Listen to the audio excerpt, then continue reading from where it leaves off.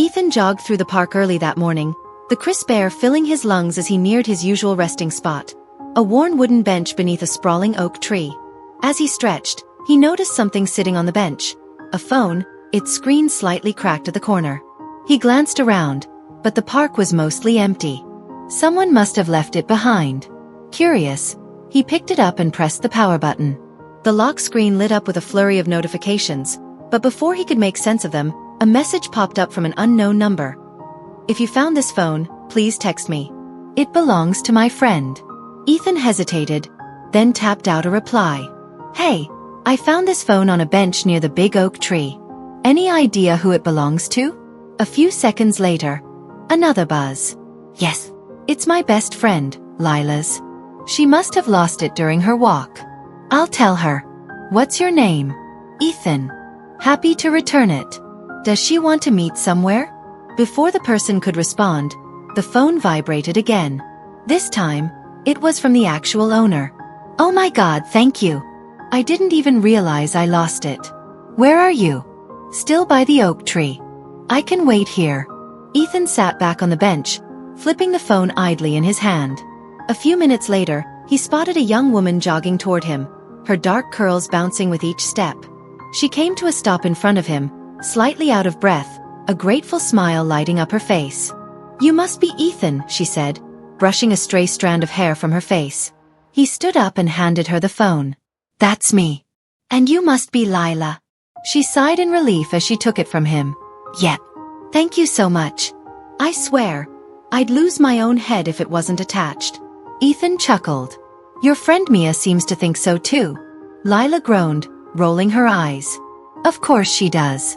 She's already given me 5 lectures today, and it's not even noon." They shared a laugh. For a moment, they stood there, an unexpected but comfortable silence settling between them. Ethan checked the time on his watch. "Well, happy to help," he said. "I should get going." Lila hesitated, then bit her lip before asking, "Hey, do you jog here often?" "Almost every morning," he replied. She nodded, tucking her phone into her pocket. "Cool. Maybe I'll see you around?" Ethan gave a small wave before jogging off, and Lila watched him go. As soon as he disappeared down the path, she glanced at her phone, debating something. Then, before she could second-guess herself, she typed a message. "Hey, it's Lila. Since you already had my number, I figured I should save yours too. Hope you don't mind." Ethan's phone buzzed as he walked home. He glanced down at the screen and smiled before responding. "Not at all. Did Mia scold you?" "Oh, big time. She said if I lose my phone again, she's attaching it to me with duct tape." Their conversation flowed effortlessly from there. Over the next few days, they kept texting, their messages growing longer and more playful. What started as quick exchanges about the lost phone turned into late-night chats about their favorite music, travel dreams, and inside jokes about Mia's overprotective tendencies. A week later, Ethan sat in a coffee shop, sipping his drink and flipping through a book. He didn't notice Lila until she was standing in front of him, holding her own cup. "Ethan?" He looked up, surprised, then grinned. "Hey, Lila. Fancy meeting you here." She smirked, sliding into the chair across from him without hesitation. "Are you stalking me now?" Ethan laughed. "Right, because I just knew you'd walk into this exact coffee shop at this exact time." They ended up talking for an hour, neither of them realizing how quickly time passed. It was effortless, like they had known each other for years instead of just a week. "So," Lila said, stirring her drink, "tell me something surprising about you." Ethan thought for a moment. "I have a terrible singing voice, but I love karaoke." Lila grinned. "Oh, that's happening. I need to witness this." The next time they met at the park, Lila was the one who texted first. "Look behind you." Ethan turned to find her standing there, holding 2 smoothies. She handed him one with a smirk. "What's this for?" he asked. She shrugged. "Consider it my official thank you for finding my phone. Plus, I figured I owed you a smoothie." They sat on the bench together, the sun setting behind them, casting golden light across the park. Lila took a sip of her drink and sighed contentedly. "You know," she mused, "it's kind of weird. A lost phone brought us here." Ethan glanced at her, smiling softly. "Maybe not so weird. Maybe it was supposed to happen." Lila looked at him for a long moment, her expression unreadable. Then, a slow smile spread across her lips. "Still up for that karaoke night?" Ethan groaned dramatically, making her laugh. They sat there as the sky darkened, their laughter blending with the rustling of the trees. Maybe some things really did happen for a reason. That night, Ethan found himself scrolling through his messages with Lila, rereading parts of their conversations. There was something easy about talking to her, something that didn't require effort. He wasn't one for overanalyzing things, but he couldn't shake the feeling that meeting her wasn't just coincidence. A new message popped up from Lila. "Lila, you still up, or am I texting into the void?" Ethan, "Still up. What's up?" Lila, "Just thinking about our karaoke plan. Are you ready to embarrass yourself?" Ethan, "I'm already regretting telling you about that." Lila, "Too late. No take-backs. I'll find a place. Be afraid." Ethan chuckled, shaking his head. She was impossible in the best way. 2 nights later, they met outside a small, dimly lit karaoke bar. Ethan stood by the entrance, hands in his pockets, when Lila arrived, practically bouncing on her feet. "You look nervous," she teased. "I am nervous," he admitted. "This could be a disaster." Lila grinned. "Perfect. That's exactly what I was hoping for." Inside, the bar was cozy, with neon lights reflecting off the dark wood walls. A small stage sat in the corner, where a guy in a leather jacket was dramatically butchering a Bon Jovi song. Lila signed them up before Ethan could protest. "What are we singing?" he asked cautiously. "Oh no, you're singing first," she said, handing him the song list with a wicked glint in her eye. Ethan groaned. "You're actually evil." "Yep. Pick your poison, buddy." After much debate and a lot of laughing, Ethan found himself standing under the stage lights, gripping the microphone as the first notes of "Livin' on a Prayer" played. Lila was already clapping from the audience, hyping him up. By the time he got through the first chorus, he was fully into it, off-key and all. Lila cheered louder than anyone. When it was her turn, she chose Dancing Queen and pulled Ethan up with her. He groaned but didn't fight it, and before he knew it, they were singing at the top of their lungs, laughing so hard they could barely keep up with the lyrics. As they left the bar that night, still breathless from laughing, Lila nudged him with her shoulder. "See? That wasn't so bad." Ethan smirked. "You only say that because you didn't have to listen to me." "I think you were amazing," she said dramatically. "Truly, a star in the making." He rolled his eyes, but the warmth in her voice made his chest feel strangely light. They walked side by side down the street, the city buzzing around them. "Thanks for tonight," Lila said softly after a moment. "I needed that." Ethan glanced at her. "Rough day?" She shrugged. "Just one of those days where everything feels off, you know?" "Yeah," he said. "I get that." She sighed, then gave him a small smile. "But this was fun." "Yeah," he agreed. "It was." They stood on the sidewalk, neither seeming in a hurry to leave.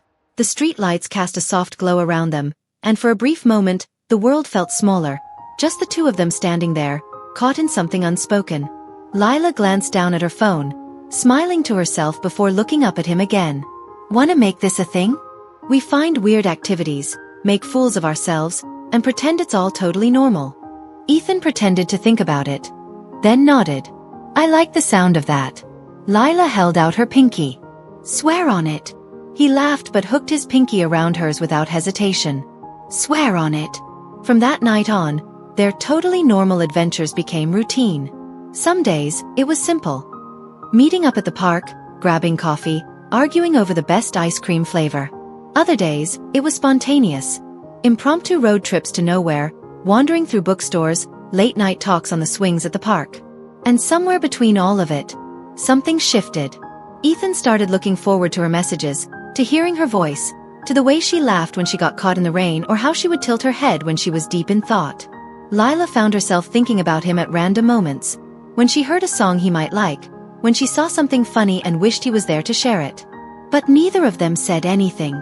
Not until one late summer evening, back at their usual park bench, when Lila turned to Ethan and blurted out, "You ever wonder if we were supposed to meet like this?" Ethan looked at her, surprised. "What do you mean?" "I mean," she exhaled, running a hand through her hair. "I lose my phone all the time.